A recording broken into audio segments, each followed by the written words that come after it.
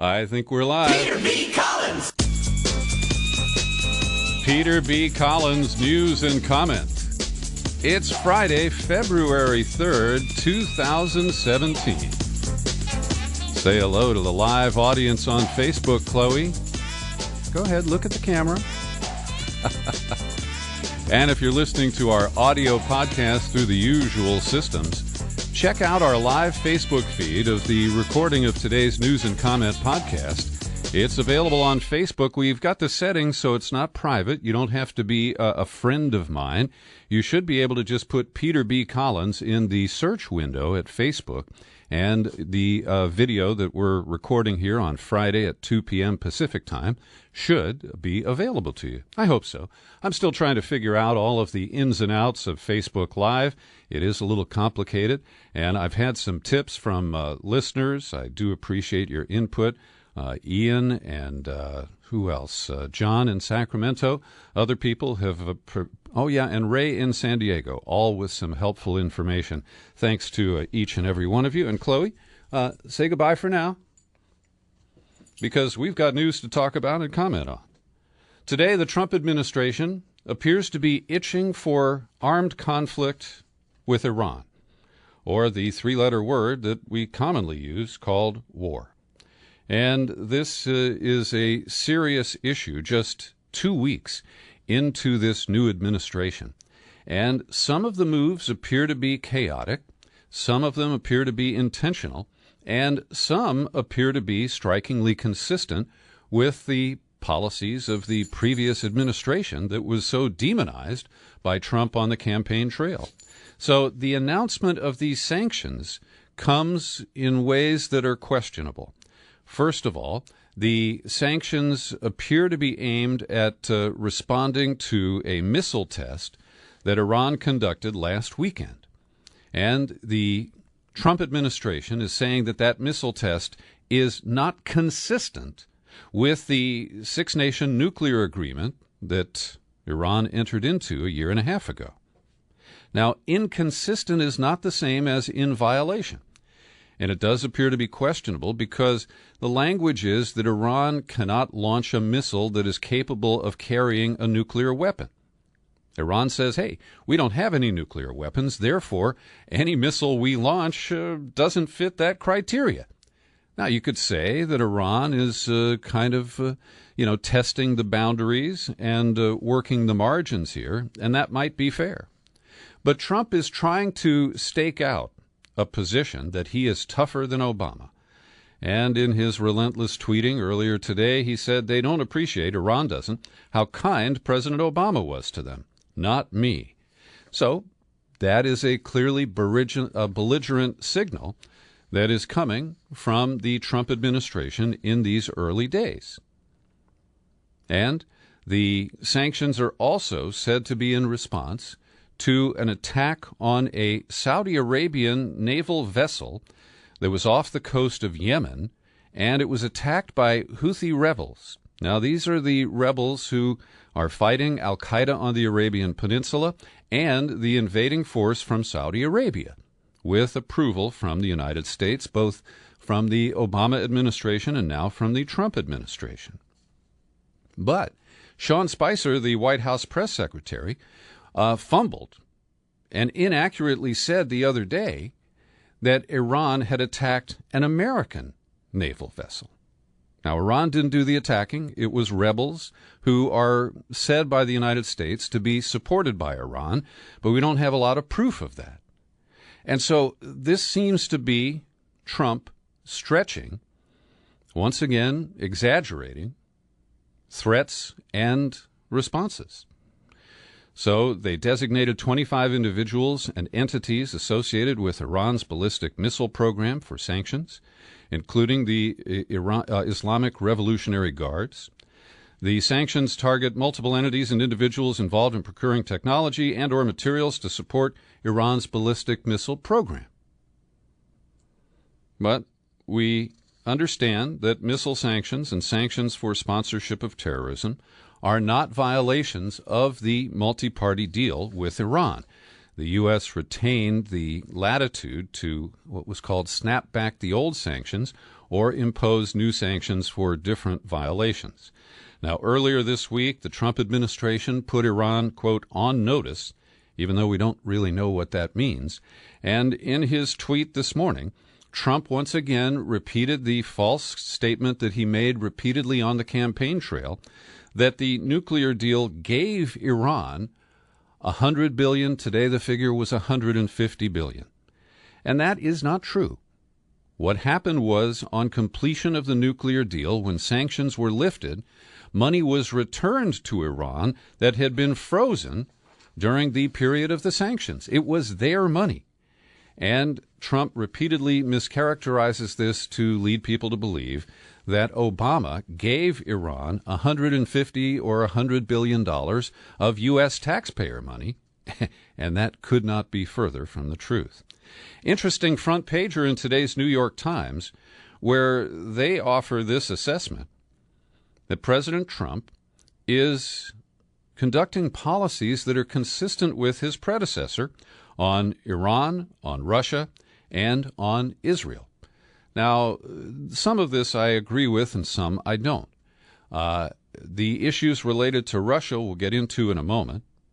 We just talked about Iran, and yesterday we were surprised to learn that the Trump administration issued a statement that basically took two sides of the issue about Israel's illegal settlements on Palestinian land. And the statement that came out of the White House was, the American desire for peace between the Israelis and Palestinians has remained unchanged for 50 years.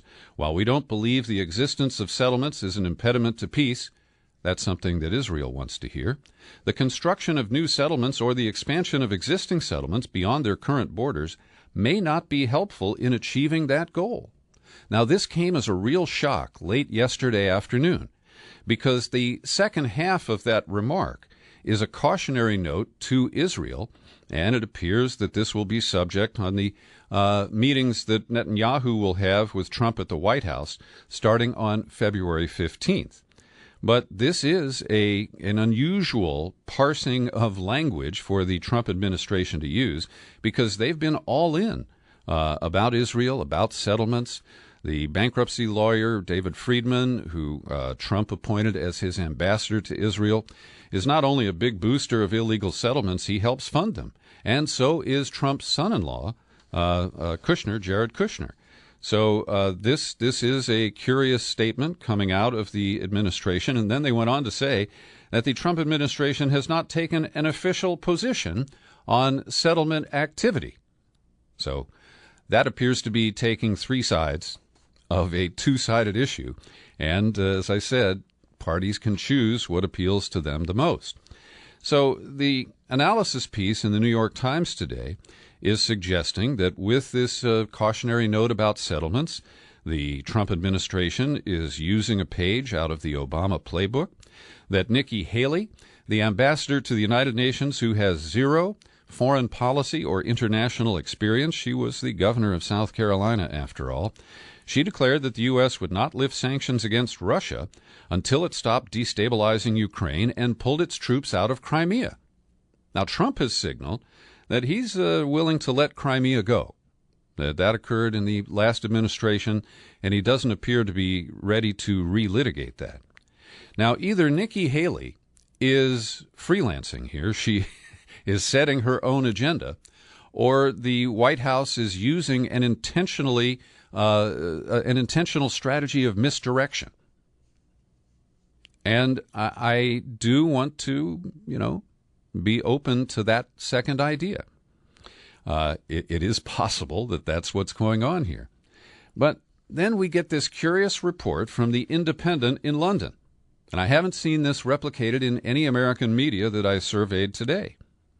The story reads, Donald Trump's government has loosened sanctions imposed by Barack Obama on Russia's Federal Security Service. That's the FSB, their equivalent of the CIA. A notice posted on the Treasury Department website said that the sanctions imposed by Obama, first in 2015 and then tightened in December of the last year, have been eased. And the language is fuzzy because it just says that all transactions and activities otherwise prohibited pursuant to Obama's executive order are amended by a new executive order. And so, it's not an explicit statement that these sanctions have been lifted, and the term that's used in this news report is that they have been eased. So, who do we believe?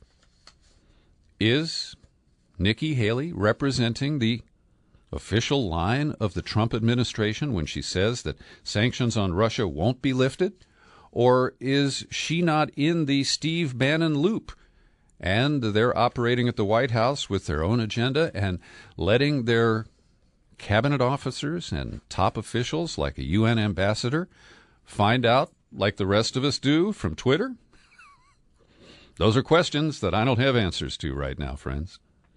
Meanwhile, on the domestic front, Trump is working today to reward his rich friends, including all of those Goldman Sachs alumni who populate his administration and his good buddies on Wall Street and elsewhere, because the announcement today is that he has issued instructions to find ways to rewrite the Dodd-Frank law that was a weak effort to re-regulate the financial services industry after the ugly meltdown of 2008. And, of course, in the years prior to 2008, Wall Street was basically regulating itself. That was the mantra of the Bush administration. And so this is obviously a reward for the wealthy people who have supported Trump either before he got elected or since. And while we don't know the dimensions of exactly what parts of Dodd-Frank will be changed, we know that they are gunning for the director of the consumer operation there. It's Consumer Protection Bureau. And Richard Cordray, who is the current Democratic appointed guy running that shop. And it's pretty clear that they want to take him out as quickly as possible. So Trump said, "We expecting to be cutting a lot out of Dodd-Frank because, frankly, I have so many people, friends of mine, that had nice businesses. They can't borrow money. They just can't get any money because the banks just won't let them borrow it because of the rules and regulations in Dodd-Frank." Now, he's really acknowledging that his cronies, the crony capitalists, have been whining to him, and so he's doing this for them. He doesn't even bother to mention, the usual tripe that is going to trickle down and generate jobs for little people. The angry white folks who elected him, or he claims elected them. And so then he called on Jamie Dimon, the CEO of J.P. Morgan Chase, and asked him to share some sob stories about how tough it's been. And, of course, we know that Obama did not prosecute a single executive on Wall Street. The Justice Department allowed them to pay fines and acknowledge wrongdoing without admitting guilt. And so, just like in many other sectors, Obama's failure to clean up the mess that he inherited and to hold people accountable for it is driving the runaway train of Trump and the ditching of regulations. Now, one of the other moves is really cynical. They are repealing a directive that Obama put into place within the last 60 days. It's a rule over at the Labor Department that requires brokers and investment advisors to operate as fiduciaries, which is a legal term for operating in the best interest of their client, rather than seeking the highest profits for themselves. So this rule has been repealed.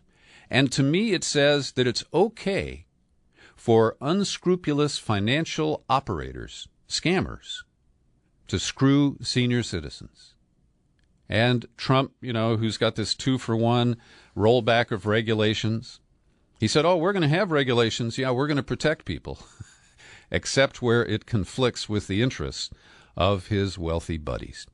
So the president can't just unravel the Dodd-Frank bill by willing it or by writing an executive order, but the order has been given to explore ways to unravel Dodd-Frank. And meanwhile, They also took away a measure that requires oil companies to publicly disclose payments they make to governments when they're doing deals to get access to oil and gas fields. Bribery is what you and I would call it. And this has been unillegalized. You know what I mean? For the last period of time, that rule has been in effect, and it was illegal for oil companies to make those payments. And did Rex Tillerson have anything to do with these changes? We shall see. Also, the Republicans are eager to roll back those restrictions that they say have killed the coal industry in this country. And this one is really ugly. The Senate has voted to reverse the stream protection rule. And this relates to what's called mountaintop mining. And that's where they blow the lid off a mountain in order to easily access the coal. And they allow all of the debris just to scatter with gravity downhill and downstream. And in West Virginia in particular, we have seen the devastating environmental damage that is done as they come through and they simply rape the landscape, remove the coal, and just leave it. They don't refill the holes. They don't repair the damage to the waterways. And this is a really sorry step backward.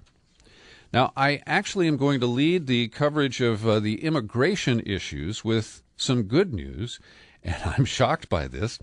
The Trump Justice Department this week rescinded the Obama administration's policy of speeding up hearings and deportations of families and children. Now, this fast-track docket, the rocket docket as they called it, was an effort that Hillary Clinton supported to send a message to those who might be thinking about leaving an embattled and dangerous country like Honduras or El Salvador or Guatemala and come to the United States because they think they might live. And if they stay where they are, they think they might die. And our ugly, cynical policy was to send them back as quickly as possible, hoping that that would deter others from making the same trip. So I really don't understand where this came from. It seems to be a measure of some compassion. However, if you scratch beneath the surface, it also appears that they're trying to clear the immigration courts so that they can engage in the massive deportations of adults that Trump has been talking about for the past year or so. We're learning from a federal court session in Virginia today that at least, as many as 100,000 visas held by people who are planning to visit the United States have been revoked as part of the Trump policy that was enacted late last Friday night, without notice to anybody. And there are tens of thousands of people and their families and people they work with who are dealing with the ripple effect of these issues. Now, the State Department says, oh, no, it's not 100,000, it's around 60,000. But why don't you tell that to the former Prime Minister of Norway? Because he attempted to fly into Dulles Airport outside Washington on Tuesday so that he could attend the National Prayer Breakfast and hear Trump ask for prayers for Schwarzenegger and The Apprentice. The former Prime Minister, Kjell Bondevik, served 2 stints, most recently 2001 to 2005. He was held for an hour after customs agents saw in his diplomatic passport that he had been to Iran in 2014. And Bondevik said his passport also clearly indicated he was the former Prime Minister of Norway.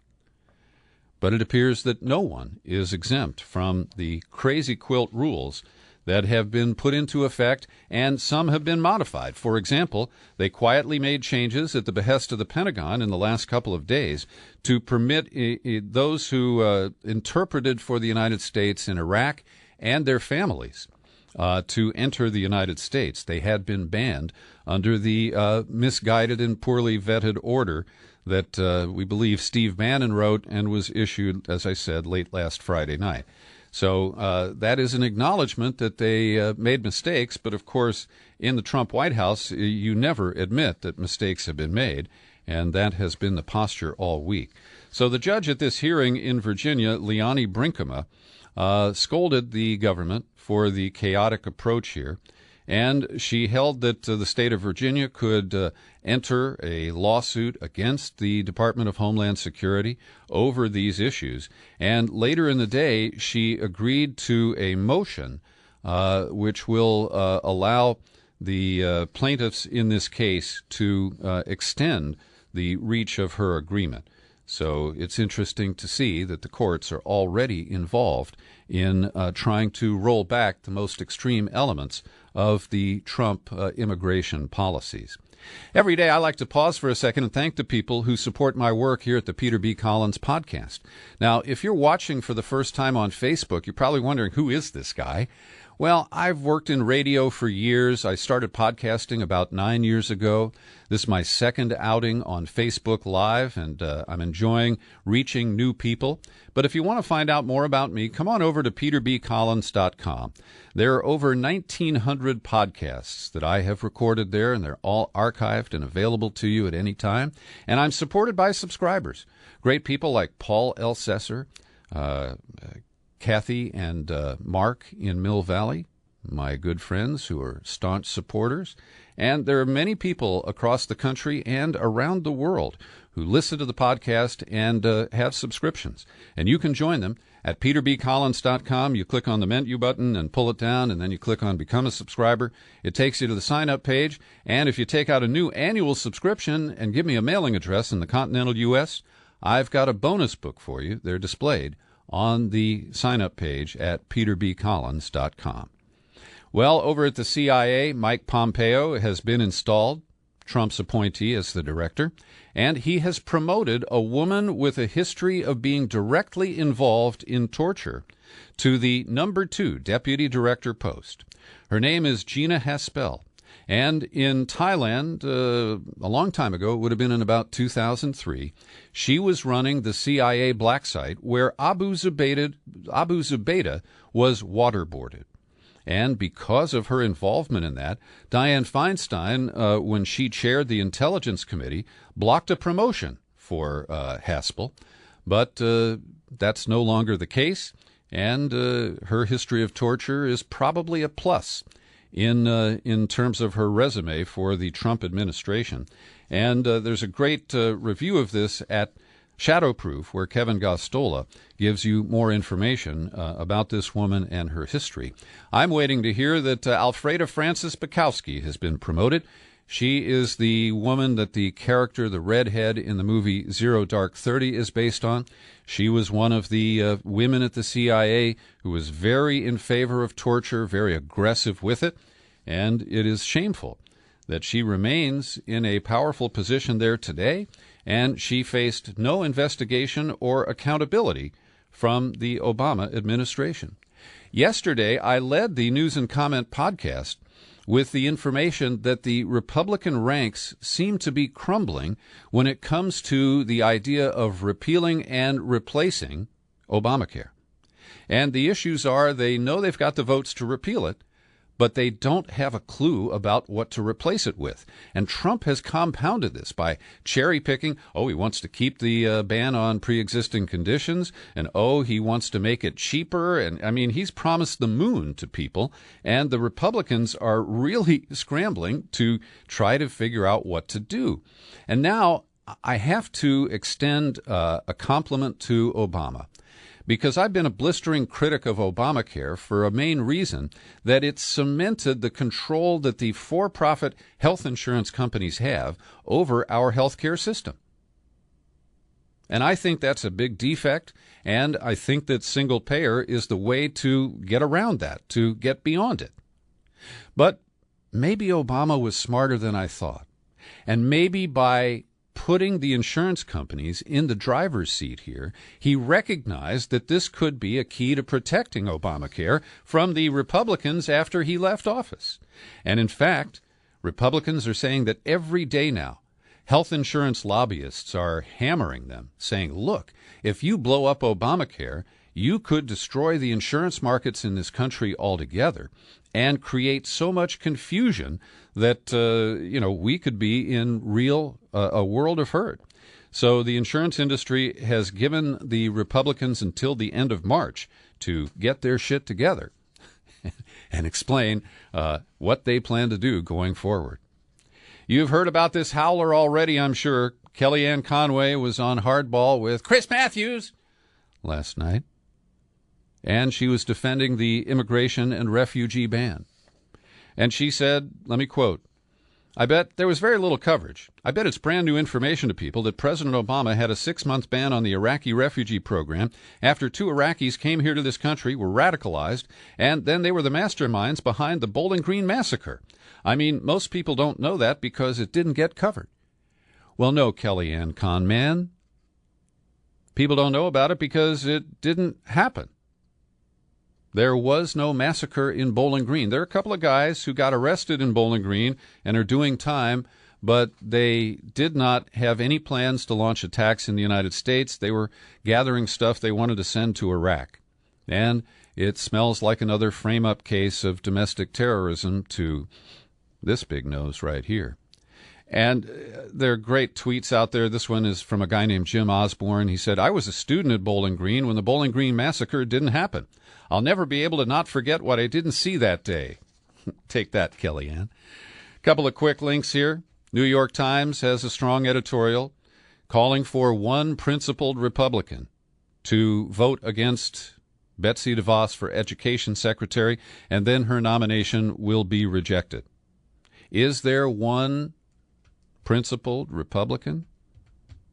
That's the real open question. And frankly, it appears that DeVos is the only cabinet nominee who is even on the ropes. And that's sad. It really is.